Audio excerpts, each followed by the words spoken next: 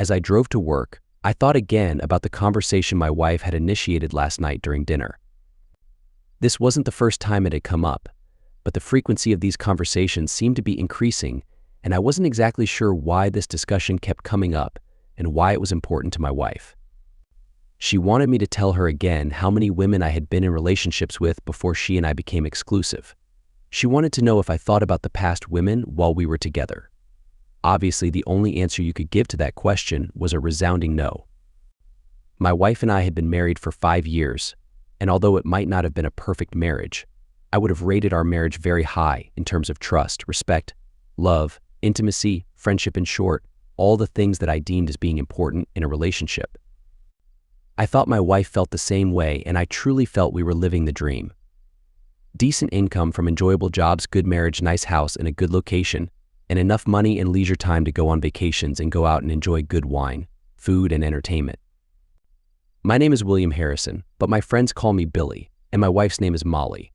I'm a 5'11" blonde-haired, blue-eyed male of Nordic descent, although I have enough Irish in me to fuel my occasional explosive anger. But that has been under control since my high school days, having been taught through multiple fights that it's better to use words than fists. I was in pretty decent shape, having grown up playing soccer and hockey year-round, and having spent a lot of time in my basement lifting weights.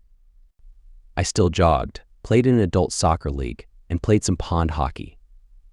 My wife Molly had always had a natural appeal, with sparkling eyes and perfect skin, and a smile that would draw you in when she smiled or talked. She had an easy way of making people feel comfortable, and she could get people to talk to her about virtually anything, while she showed friends and coworkers how important they were to her by being a good listener and not judging them on the things they would tell her. This sometimes would border on being too open and comfortable with people, but it hadn't ever been an issue for me, and she had a way of stopping conversations before things got too personal. Molly did attract plenty of attention, because in addition to her appeal and bubbly personality, she had a body that both men and women envied. She was 5'7" tall, with blonde hair, blue eyes, and a figure women admired. But maybe the crowning achievement were her legs and her perfectly shaped firm rear. She spent 4 to 5 nights a week at the gym to keep her toned, and it was her main release and enjoyment outside of work. I often told her that I had all I could do to not compliment her on her appearance every time she walked by me, and she had no problem with that. When I really thought about it, Molly seemed to have the perfect personality, at least perfect for me. She had one sometimes annoying fault, and it sometimes generated emotional discussions between her and me, but rarely got to the level of an argument. The problem could be that once Molly made up her mind about something, she wouldn't let go of her decision. She believed she was right, especially in situations that were not scientific or lacked concrete evidence. This made her especially stubborn on some issues, and I typically couldn't change her mind once it was made up. We had both married right out of college and had exclusively dated the last 2 years of college, so fair to say that Molly hadn't experienced a variety of different relationships before we got married. I, on the other hand, had been more adventurous my senior year and summer of high school, and the first 2 years of college, spending time with different partners. I guess I felt lucky that as a 19-year-old, one of the first of my partners was an older divorced woman who taught me many things about pleasing a woman and about what really works in a relationship. Thanks to her, I felt very comfortable in being attentive and caring towards my partner, making sure to prioritize their pleasure and ensuring a special experience for them. I had explained this to Molly when she asked me how I knew how to please her and give her such pleasure, and she was thankful for what my past experiences had taught me, but jealous that she had missed out on different partners and relationships. In our professional life, I was a mechanical engineer, helping design and test components that were used in medical devices such as ventilators and IV pumps. I enjoyed my job as it was challenging and not overly demanding, and it provided me with enough money and leisure time to pursue other hobbies. My latest hobby was renovating a 2005 Winnebago B-Class RV that Molly and I could use for trips. Molly was a CPA and had a good job with a national accounting and consulting firm. Her job was also well-paying and not overly stressful, with occasional travel involved. Molly had been on a few trips in the last month with a new young employee named Andrew, who had just graduated from school. Molly had once talked about how great he is, but she hadn't said much about him since then. Our life continued, with me spending more and more time on the RV and getting closer to completion.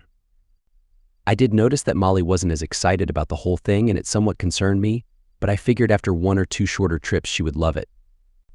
I also noticed that Molly wasn't quite as energetic and open in her communication and relationship with me. Our intimacy was still strong, and a few times in the last few weeks when Molly came home late from work, she had been eager for lovemaking. The last time this happened, I noticed she seemed particularly excited and aroused. After one of these episodes, I went down to start making us dinner and Molly went to shower. I decided that things were off in a few ways the last few weeks, and I was going to ask Molly about it when she came down to eat. Molly sat under the hot water in the shower and felt great about the intimacy that she and Billy had just shared, but a cringe of guilt and apprehension also came to her. She had been spending time with her coworker Andrew, and their conversations were getting more and more flirtatious and crossing the line of what a married woman should permit. Hell, even here she was kidding herself. She was obsessed with this secret relationship and the idea of being with someone else. She knew she was very physically attracted to him, and she knew she had made a decision in her mind to engage in this affair. I deserve this, and it's going to help me get this obsession out of my mind and get me back on track in my marriage. Billy had been in relationships before they got married, granted all before they had decided to be exclusive, and she knew he would never betray her. And she would never betray him. But she had made up her mind to have one weekend of romance with Andrew, and she had been trying to decide how to discuss it with Billy. She loved him so much and never wanted to hurt him, so she would never do anything behind his back. But she reasoned, this is only a connection, only one time, and if Billy loves me as much as I know he does, he'll understand and we will get past it and be stronger than before. She only hoped she wasn't kidding herself, but her mind was made up. When Molly came down to the kitchen, I had prepared some shrimp salads, some cornbread, and had poured a couple glasses of wine. When she sat down, I said, "Molly, we need to talk about something, and I'm not sure how to start." "Billy, just go ahead and say what's on your mind. I love you, you love me, and we can tell each other anything. I also need to talk to you, but why don't you start—" Oh, Molly, that sounds a bit ominous. How many relationships began their ending with the "we need to talk" opener? Don't be silly, Billy. This isn't anything bad. This is something that will be good for me, and I'll make it really good for you too. Well, I'm not sure how to say this or what I am trying to ask, but Molly, something is off with us. You haven't been as open and affectionate in the last several weeks as we normally are. Man, Billy, did you forget about our intimacy? Molly, I'm not talking about that, but since you bring it up, what made you so excited that you were so eager for intimacy that you almost tore my clothes off? Molly instantly got a bit tense, but also a look of concern and guilt crossed her face. Well, Billy, if you don't like me being that excited for you, then maybe it's your problem and not mine. I instantly noticed the defensive attitude and called her on it. Molly, I see your look of concern and guilt, and your defensive attitude is obvious. Can't you see it? Can't you see it? Can't you please tell me what is really going on? Do I have something to be concerned about with you? Molly looked down, realizing that she had started the conversation on the wrong foot. She knew she had to regain control of the situation in order to have a productive discussion with Billy. Billy, I'm sorry. That's not what I meant to say. I need to tell you what's going on. Please remember that I love you and our life together more than anything. What we have is special, and I'm deeply in love with you. So please keep that in mind as we talk. Molly, now you've really got me worried. Are you hiding something from me? Are you being unfaithful? Billy, how could you say that? You know I would never be unfaithful to you. I respect you too much. But there is something I need to discuss with you, and I need you to listen and hear me out. Afterwards, you can ask any questions and we can talk about it, all right? Again, I want to remind you that you are the only one I love and want. I want to have a future with you, with kids and growing old together. But I want to talk about my coworker, Andrew. We've been spending quite a bit of time together, having lunch, going for drinks, and even going out for dinner last week. What on earth, Molly? You just said you weren't being unfaithful, and now you're admitting to it. No, Billy. It's not an affair. I never cheated on you. But I admit that I crossed a line by spending time with him without telling you. I don't have any romantic feelings for him, but I have to be honest that there has been some flirting and suggestive conversations between us. It seemed a bit risky yet innocent until he expressed his desire to be intimate with me. He's younger, attractive, and fit, and I found myself attracted to him. I could see the anger building up in Billy. "Molly, are you leaving me? Do you love him? Are you sure you haven't already been physical with him and you're just trying to sugarcoat it?" Molly winced at her choice of words and how it must have sounded. "Billy, no, I haven't slept with him or anyone else. That's part of the issue, really. But please listen to me. I love only you. Andrew is just a young guy. I could never fall in love with him. But I do feel like I missed out on some experiences before we were together. I feel like I never got to explore before settling down with you. And now the fact that this young man I'm attracted to wants to become intimate with me, I can't get it out of my mind. Today at work, Andrew and I were flirting, which is partially why I came home feeling incredibly aroused and needing your love." I saw the shock and sadness in my eyes as my heart rate increased. This was not the outcome Molly had anticipated. She quickly attempted to correct her statement. "Billy, I didn't say that correctly. I love you, and our physical connection means so much more to me than just intimacy. It's the deepest fulfillment I've ever experienced. But I can't let go of this desire with Andrew. And I've decided to go through with it as a one-time opportunity before we fully commit to having a serious life together with kids and careers. I feel like I deserve it, and I'm asking for your permission. I've always been honest with you, and I respect you, which is why I'm asking for your consent. But I also want you to know that I've made up my mind." Molly was stunned to see me slump in my chair, tears streaming down my face. This wasn't how this conversation was supposed to go.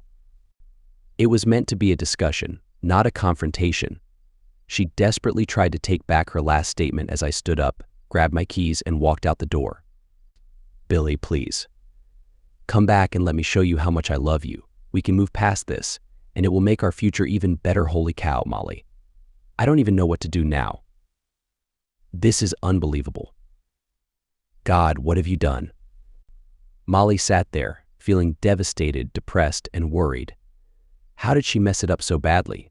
Did she unintentionally damage their marriage? She couldn't bear the thought. However, she had already agreed to meet Andrew on Saturday for brunch, followed by a day of intimacy at a hotel. They had planned dinner and dancing, potentially continuing their physical relationship into the evening and hopefully Sunday. She intended to make the most of this experience before returning Sunday night and dedicating herself to her marriage and Billy. Surely he would forgive her. She believed that his anger would subside and they could move forward stronger than ever. But after 2 hours with no word from Billy, she grew increasingly concerned. He wasn't in a good mental state when he left, and she anticipated that he would call to reconcile. However, with no call or text, she decided to reach out to him. He didn't answer, so she left him a voicemail saying, "Billy, I'm sorry that you took this so seriously and that this upset you. Please don't be upset. I only love you and want to be with you forever. This isn't about you and me. This is just me trying to fulfill a need from my past and work through it. Please understand and come back to me." She got ready for bed, checked her phone again, and didn't receive a response from Billy. She laid down on their bed and fell into a restless sleep. I cried as I drove over to the Hilton in the next town and checked in for the night. Then I ended up spending way too much time in the hotel bar, getting drunk, and falling into bed later that night. I ignored the calls and voicemails from Molly, still shocked and in disbelief that she thought this was okay and that she could express her love for me, but still insist on being intimate outside of our marriage vows. I knew how incredibly stubborn she could be when she made up her mind, but this wasn't one of those times when I could just let it go. This was a mistake that could end our marriage, and I had to make her understand that before it was too late. But was it already too late? Even if I convinced her to say no this time, how long would it be before she went ahead and did it without telling me, going behind my back? That would definitely destroy any trust, respect in our marriage. But by the same token, I knew that if I allowed her to do this, I would never feel the same way about her again. And if I said yes, how long would it be before she met another guy that she just had to get out of her system? And would she at some point resent me for allowing another man to be intimate with her instead of standing up and demanding that she only belong to me? There were no good options, and I started to feel like this was already the beginning of the end. I finally decided that my only hope and option was to talk her out of this and convince her to go to counseling with me so we could understand what was driving this need for her to be intimate with another man. Wednesday morning, Molly woke up, moved over to cuddle with Billy, and gasped as she realized he hadn't slept in their bed. She figured maybe he was in the guest bedroom or on the couch, but after searching the entire house and realizing his car was still gone, she realized he never came home. This made her extremely upset. She checked her phone and saw no text or voicemail. She called him, but he didn't answer.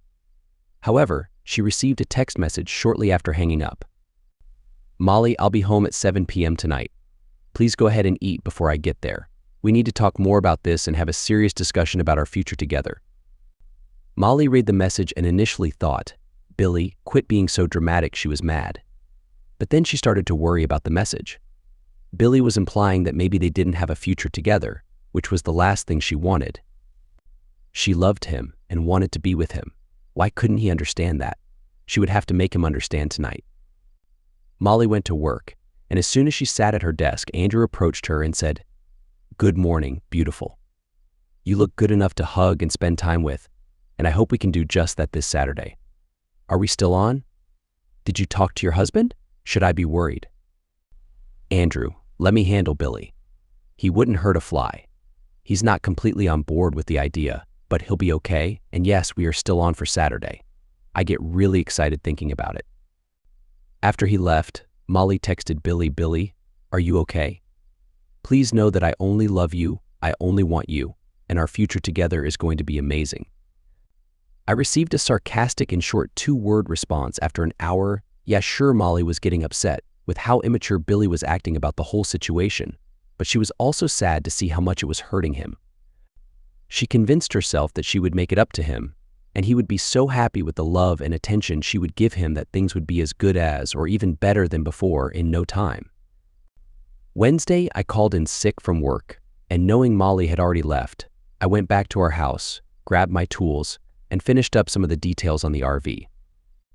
I mounted the solar panel, finished all the electrical and Wi-Fi connections, got a new cassette for the toilet, filled up the tanks with water, and knew that I could finish the cabinetry on Thursday, making it ready for the road.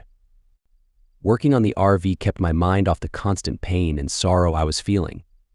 With 2 hours left until Molly returned, I did some research on the internet about divorce, finances, and counselors. I felt like I had a preliminary plan in case either outcome needed to be pursued. I then went around the house, made a list of everything that belonged to me and that I cared about, and had just enough time to head to the bank. At the bank, I canceled our joint credit card and opened one only in my name. I canceled our joint checking account and opened one only in my name. I used our joint account to prepay the mortgage on the house for the next 2 months, split the remaining balance with a check for 50% going to her, and the other 50% going into my savings account. Afterward, I went to a pub that I enjoyed, had a craft beer and a burger, and prepared myself for our discussion at home. Molly came home around 6 p.m. and noticed Billy still wasn't home. She couldn't tell if he had been there or not. She made herself a sandwich and tried to figure out how to have a more positive conversation with Billy this time. When Billy came in, she ran up to him and hugged him tightly, scolding him for leaving. "Billy, damn it. Never leave like that and not let me know you're okay. I knew you were hurting, but I was so worried about you. I needed to know you were okay. Billy, I love you. Only you. I'll always love only you. You don't have to be in pain, Billy, because you and I are solid and together, and we always will be." I wish that were true, Molly, but I'm no longer so sure about it. A week ago, I never would have imagined that you would ask me for what you're asking now, to be intimate with someone else outside of our marriage, and expect me to accept it and go back to how we were before. It's unimaginable to me that you can tell me you love me and will always be together, and then ask for permission to commit infidelity. Billy, don't you dare say that I don't love you. And it's not cheating if you agree to it, and it's only a one-time thing. Stop being so dramatic and immature. Molly, you want to talk about drama and immaturity? I'm looking at the woman I love as if she's been taken over by someone or something I don't recognize.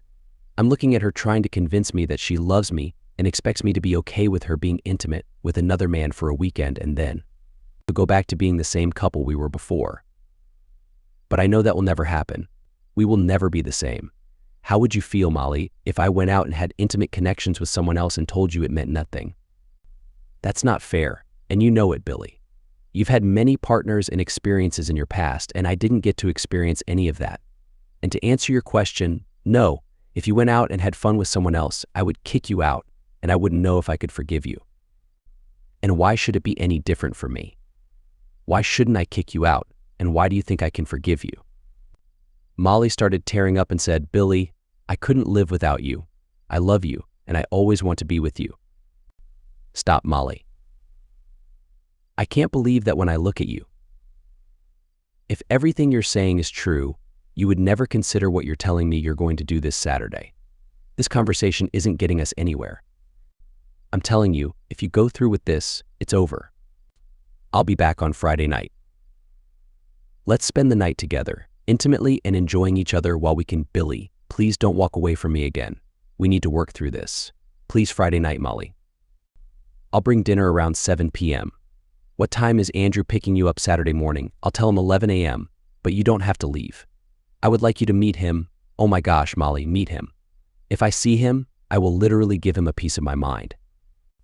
Why would I possibly want to meet the person who is trying to ruin our marriage? Think carefully about this before we meet on Friday, Billy. Wait, please don't go like this.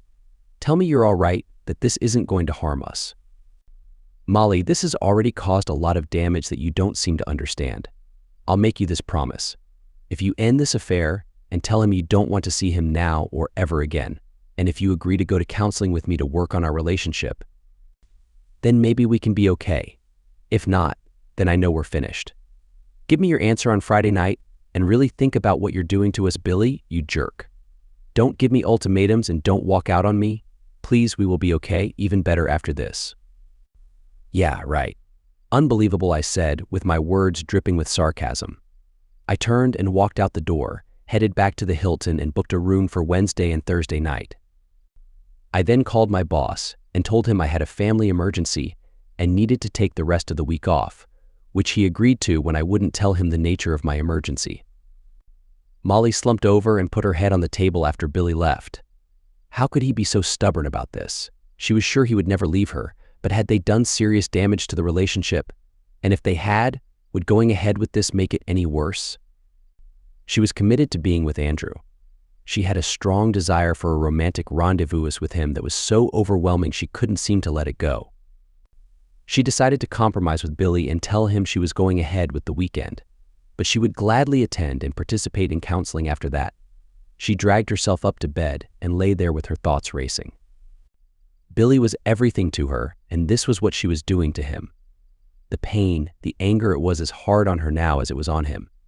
Did she really need this? But she felt trapped. She had already decided she did need this, and she had already committed. She believed that Billy's concerns were unreasonable. He had had other romantic experiences in the past, while she had never had that. This was just a romantic getaway, just one time, and just for her. He needed to understand and get over it. On Thursday, after Molly left for work, I came back to the house and started moving all of the things I wanted, but that Molly wouldn't notice missing, into my RV. I also made a trip to the thrift store with all of the clothes that I never wore and wouldn't need. I brought all of the tools, sports equipment, and recreational items that I just didn't have room for over to my best friend Tom's house. I also gave him a couple of the pen and ink drawings that my uncle had done and that I knew Tom would appreciate. We then sat down for a drink and I told him what was going on and what my options were. Tom looked at me with surprise and said, "Billy, you must be kidding. There's no way Molly would do that to you.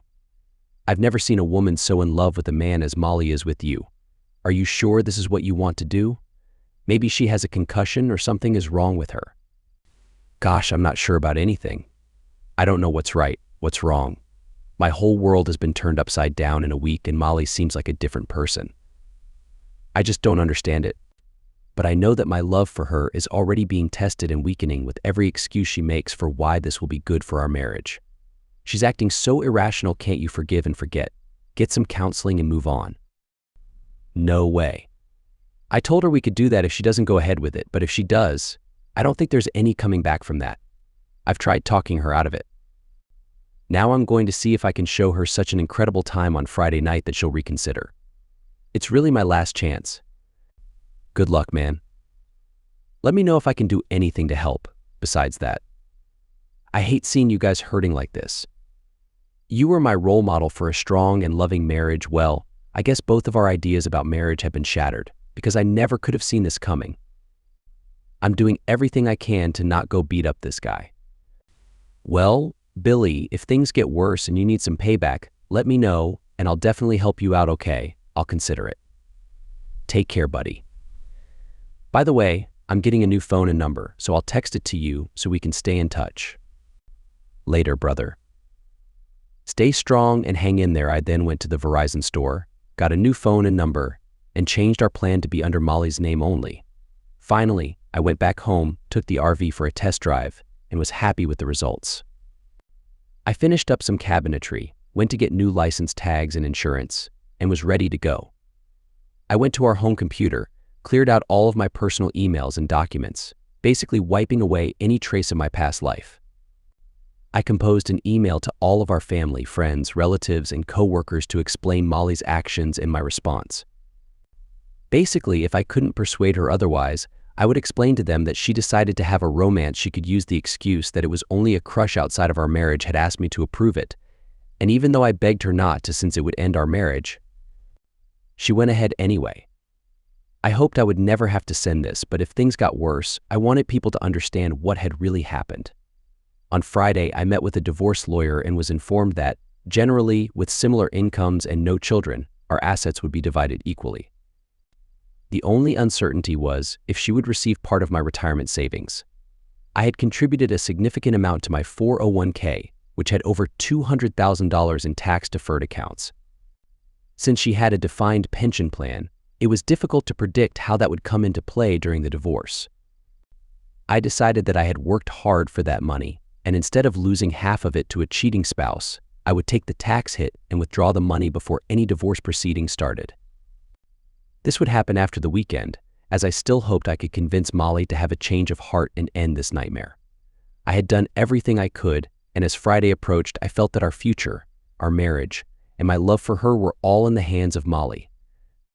I could only pray that she would make the right choice. I bought some shrimp, swordfish, and a Caesar salad on the way to his house and fired up the grill. I chilled a couple of bottles of white grape juice and mixed up a batch of mocktails, waiting for Molly to come home from work. She was thrilled to see me in the kitchen preparing our meal. Thank goodness you came home, Billy. I missed you so much, and I hate when you're not here with me. Promise me you'll stop doing that. You love me, I love you, we should be together. With that, she approached me and was pleasantly surprised when I embraced her and gave her a long hug. Molly, why don't you go upstairs, take a shower, and put on something nice? Here, bring a mocktail with you to start the celebration, and as soon as you come back down, I'll get the food on the grill and we can enjoy a lovely dinner. Maybe this will be our last dinner, but tonight, too, we should celebrate what our marriage has meant to us. Billy, stop talking like that. It upsets me when you doubt our marriage. It's starting to annoy me. I've told you countless times that I love only you, will always love only you, and that this isn't about you. It's something I need to experience for myself. Molly, we've discussed this over and over. Let's put that conversation aside for now. Have your mocktail, take a shower, and we can eat and enjoy the rest of our evening. All right, mister, but I expect you to stay with me tonight and not leave me feeling angry or worried about you. I'll be back wearing something that shows you how much I appreciate and want you forever with that. Molly went upstairs and hopped in the shower. When she returned and I turned to greet her, I couldn't help but let out an amazed gasp. Molly was wearing a French-made costume, complete with a little white cap. Her tight white blouse had a low cut, revealing most of her cleavage and her midriff. She had on black thigh-high stockings, a short skirt that barely covered the tops of her stockings, and 4-inch heels. Oh my Molly, you look incredibly beautiful and breathtaking.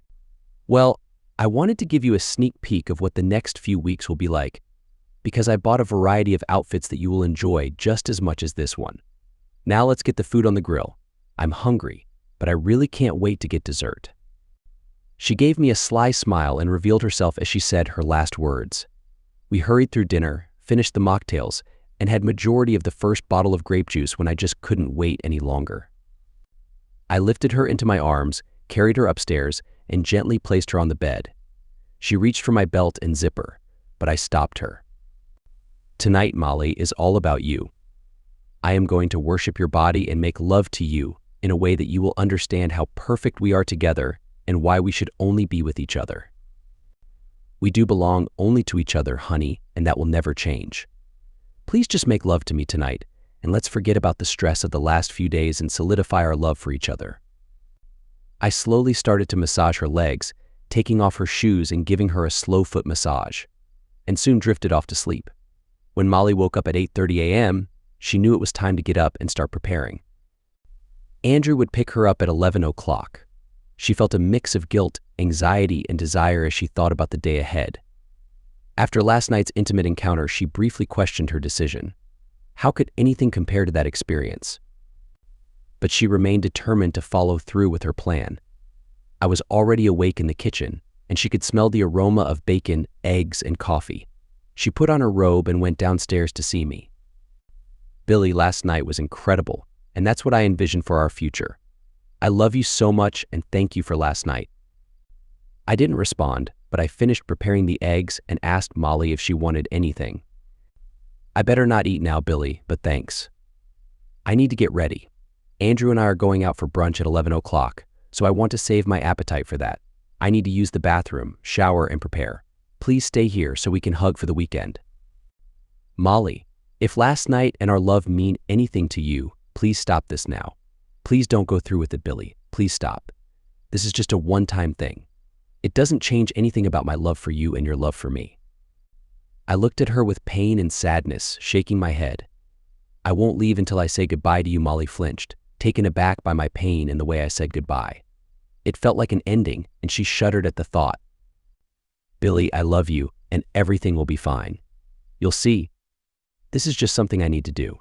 Don't forget that you and I will be together forever, and we will be even stronger and better in the future. Yeah, right, Molly. I'm incredibly sad that you actually believe that. She blushed at my comment, tears welling up in her eyes as she quickly ran to the bathroom. How could I be so dramatic and not understand that this was just a one-time thing? She needed to get it out of her system, and afterward, she would dedicate her life to making it up to me. My God, she thought, this has affected Billy so deeply, and I have to work hard to ease his pain. I know he'll come around, he loves me so much, and has always given me what I want and need. This won't be any different. After her shower and applying her makeup, she chose a dress that was both elegant and tasteful, paired it with thigh-high stockings and heels. When she came downstairs with her weekend bag, it was already 10:30, and time was running short. When I saw her dressed to meet another man, it felt as though she had stabbed me in the heart. Billy, you're okay, right? You know how much I love you, don't you? And you love me, right? Last night showed us that we can move past this and continue to have a wonderful life together, didn't it? Molly, I wanted last night to be incredibly special for both of us. It was a celebration of our marriage, and I wanted it to be a memory we could cherish forever. Billy, please don't say that it was our last night together. It's cruel, and you're trying to make me feel guilty for one meaningless weekend of intimacy. Of course we will be together, and we will be even stronger. She moved closer, wanting to hug and embrace me, but I turned away and held her back. I looked into her eyes, pleading with her. Molly, this is our last chance to wake up from this nightmare you've created. Please, I beg you, call this off, stay with me, and let's find a counselor we can talk to. We can work through this and figure out what's causing this impasse and how we can reconnect. Billy, it's not like that. This is just a one-time thing, and it doesn't signify a change in our relationship or my love for you, Molly. Can't you see how much everything has changed? Please, I beg you, stay with me and cancel this. Before Molly could respond, we heard a car pull into the driveway and honk the horn. Billy, please stop with all this drama. I'll be back on Sunday night, and you'll still be my one and only love and life partner. The horn honked again, and Molly asked, should I let Andrew in and introduce him to you, so you can see he's just a young man I'm attracted to, and not a threat to our love? I looked at her with pain and anger, screaming, don't even think about letting him in here, or I'll report a breach, and it won't end well for him. Molly shrank back in shock. She had never seen me so angry, losing control and resorting to violence. Please, Billy, please, let this go. Let me have this one time, and I'll be back home to love you forever. She smiled and said, Billy, I'll be the best wife and partner you could ever hope for, starting Sunday night and beyond. I love you with that. She walked out the door. I sat in a kitchen chair and cried. I felt like I had tried everything to stop this affair from destroying our marriage. But Molly seemed to live in a different reality, convincing herself that it would be beneficial for us and something she needed. After crying for about 30 minutes, I stood up and started moving everything I wanted into the RV. I began in the bedroom and noticed that Molly had left her wedding rings on top of her dresser. I put them in my pocket as sorrow transformed into anger, gradually intensifying. 2 hours later, I had gathered all the things that held value to me. The artwork my uncle had given me was carefully packed and placed under the RV's bed.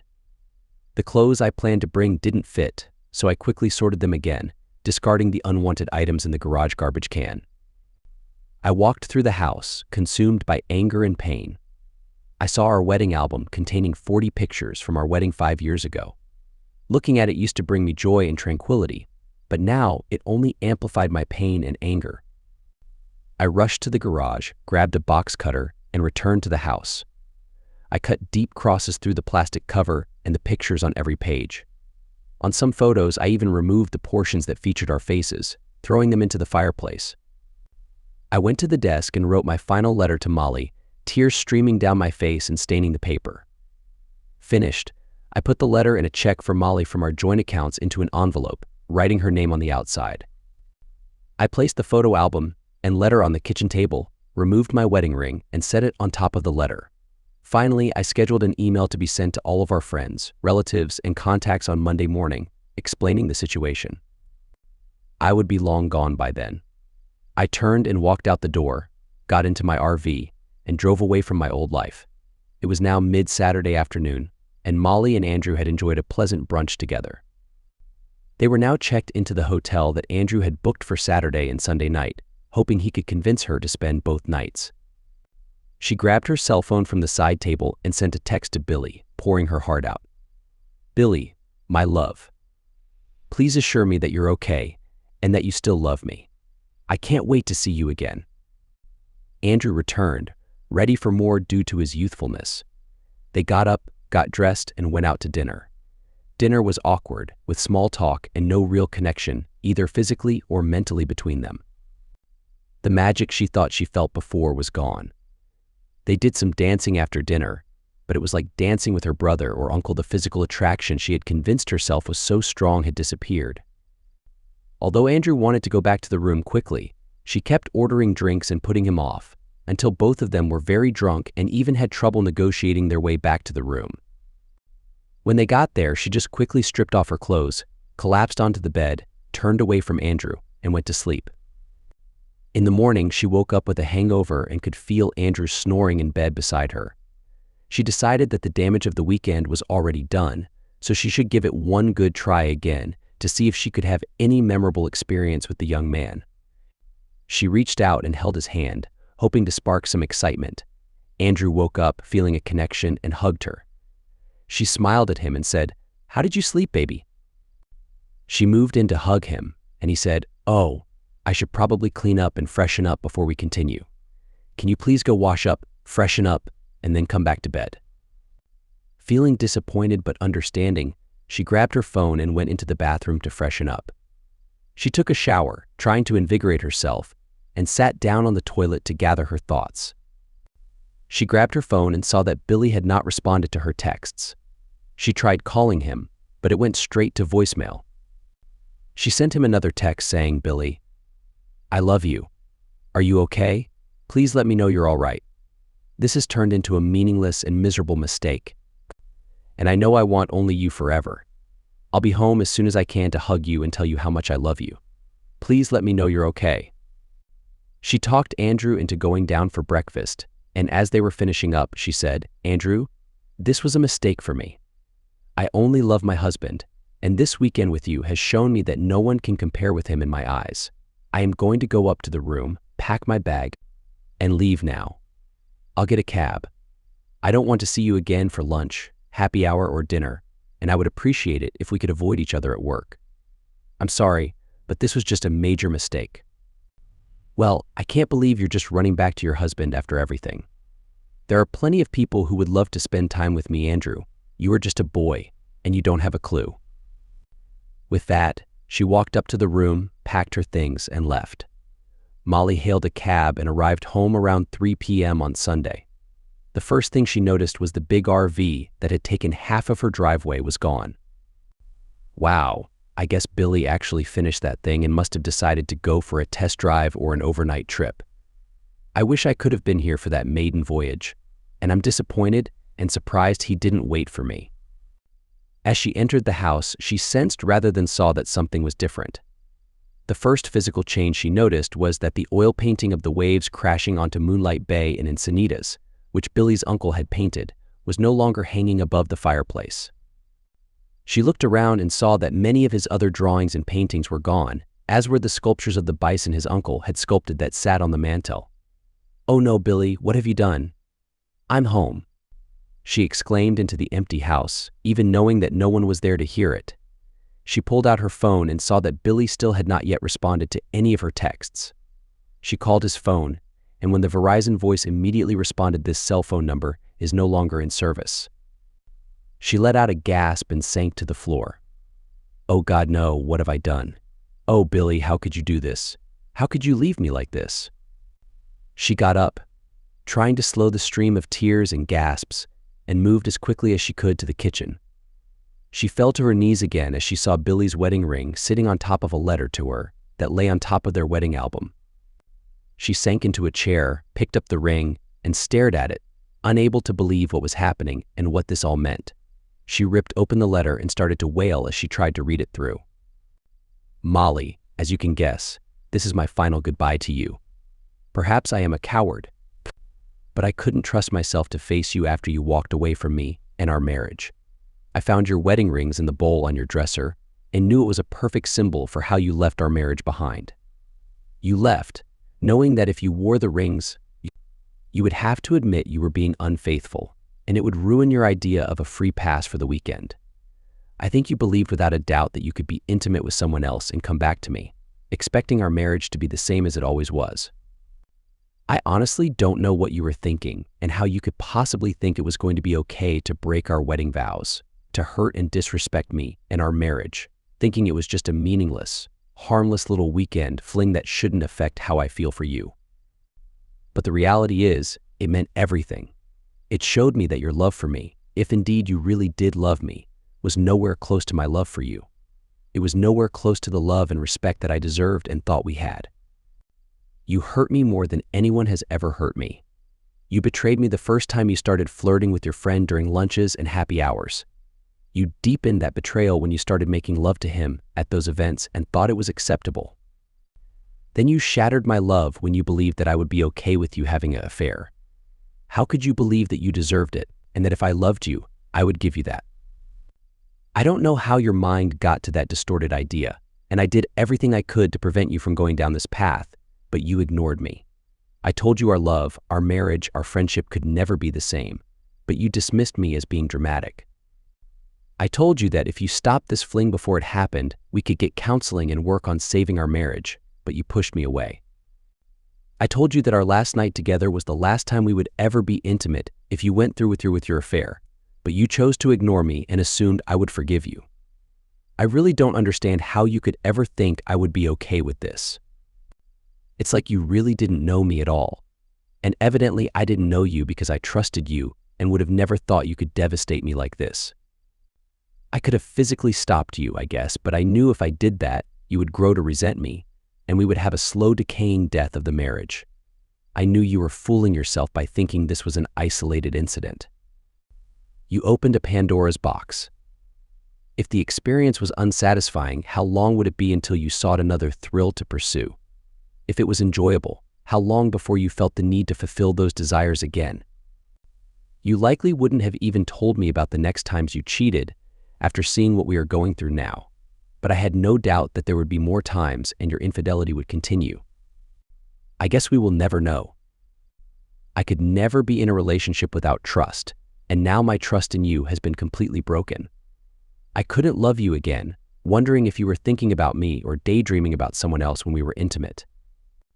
As soon as you walked out the door, you took all of the love, respect, trust, and friendship you claimed to have for me and threw it away. I could never forgive you for that, trust you again, or even be friends with you. I have to cut you out of my life, just like you cut my love out of my chest. A couple of practical things to tell you. I have split up all of our assets and paid the mortgage for the next 2 months. Your 50% of our joint accounts is the check I enclosed in this envelope. I have canceled our Verizon joint account as of Monday. You will have to get your own. I have canceled our insurance and our joint credit cards. You will have to get your own. I have taken my name off the mortgage and written a quitclaim deed to you, putting the house in your name. You can do what you want with it, sell it or live there. It doesn't matter to me as it is not my home anymore, and I'll never be back. I sold my car, and as you can see, I have left in the RV. Sometime down the road, I will pawn your wedding rings for gas money, and at least they will have served some purpose. I should tell you about a couple things that I did in my anger and pain to spite you and your destruction of my love. As you can see, I took a box cutter to the wedding album, and you'll see some pieces of the photos sitting in the fireplace. Go ahead and burn them. It's as fitting of a goodbye to our marriage as any. I also have penned an email to all our friends, relatives, co-workers, and contacts telling them about your decision to betray our marriage and cheat on me, and my decision that I can't tolerate that, and I am leaving you. You have a day or two to get your story together on how you want to explain it, but just maybe you can start your new life by taking responsibility for what you have done. The good news for you is you now have my permission to go ahead and form whatever relationships you want to. Have all the positive experiences or connections you want.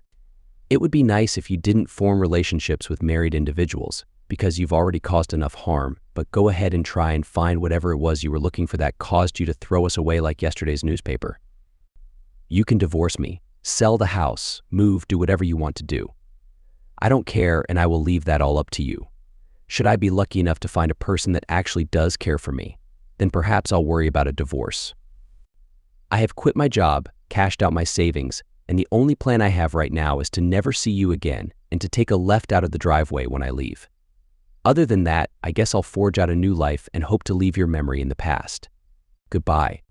Molly had to read through the letter several times to really believe this was happening. She could see Billy's tear stains on the sheets as he wrote it. She got up, saw the damage to the wedding album, and could barely make it to the sink before she threw up and nearly blacked out. My goodness, what have I done? How could I have been so self-centered and stupid? How could I destroy the only person I'll ever really love? I had it all and gave it up for the worst, most ridiculous situation and a person that only wanted to be close and didn't know what to do when we were. Molly crawled to the couch in the living room, got on it, and curled up into the fetal position and cried herself out before falling asleep. She couldn't believe that she had been so stubborn and so fixated on her desire to try a new partner that she hadn't heard or believed all of the warnings and ultimatums that Billy had given her.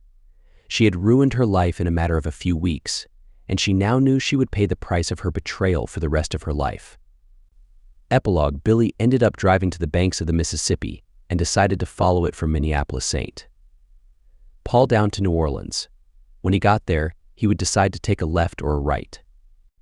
The long driving hours were filled with thoughts of Molly and whether he was doing the right thing, but he decided that he wouldn't make any decisions about that for weeks to come.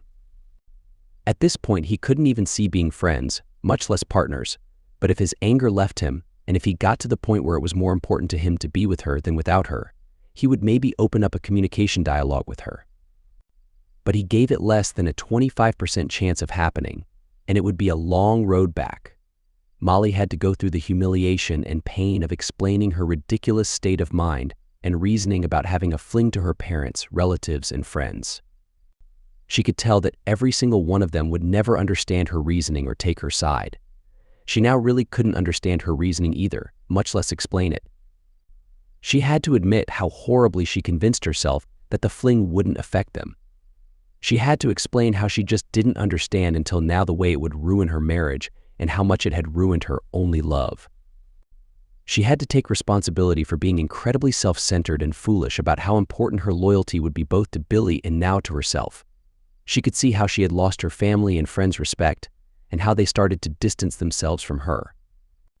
Molly called Billy's best friend Tom weekly, pleading with him to give her Billy's location, his phone number, or tell her anything about him. She begged him to tell Billy she loved him, had finally understood and taken responsibility for her actions, and would do anything to get him to speak to her again. Tell him I love him, I miss him, I messed up badly, and really understand that, and I'll do anything to get past this if he will let me try. I'll never divorce him, and tell him I am committed to our marriage vows and will not date or have any male relationships while we are still married. She waited every week, hoping for a call or response, but it never came. She quit going out with anyone, led a lonely and solitary life at work and at home, and prayed that something would eventually bring Billy back to her, and she would be waiting for him, faithful to their marriage. About a month after Molly's affair, Andrew's doorbell rang, and when he answered the door, there was a man in a ski mask with a police baton that quickly beat him twice in the head and neck until he collapsed, and then when he was down, kicked him several times. As Andrew laid there in pain, the attacker told him that he should learn to never interfere with married individuals, and then turned and walked away. As time moved on, both Molly and Billy would think about what happened, and both of them could never really answer the question of how could she think this was going to be okay.